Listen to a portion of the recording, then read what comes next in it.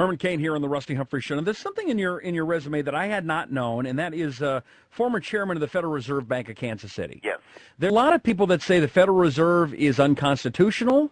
It's the one causing most of the problems here. If you were the chairman of Kansas City, tell me a little about the Federal Reserve and why that should or should not be something we should worry about. First of all, it's not unconstitutional. What happened was in 1913, the Congress of the United States designated the authority to the Federal Reserve to be created. Chair, if you could point to what provision in the Constitution would give authority to the Federal Reserve.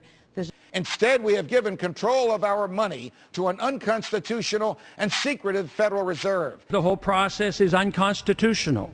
There is no legal authority to operate such a monetary system.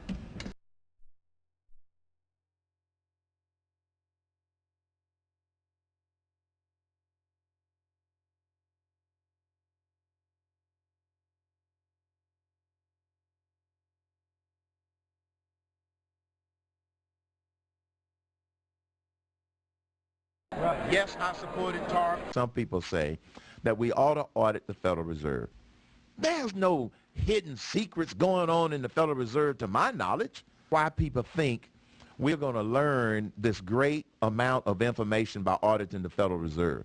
All the things that were supposed to get better after you created the Federal Reserve System have in fact gotten worse. The Federal Reserve was supposed to prevent contractions in the money supply. The biggest contraction in the money supply occurred after the Federal Reserve was created. It was supposed to prevent depressions. The biggest depression in history occurred after they were created. It was supposed to prevent inflation.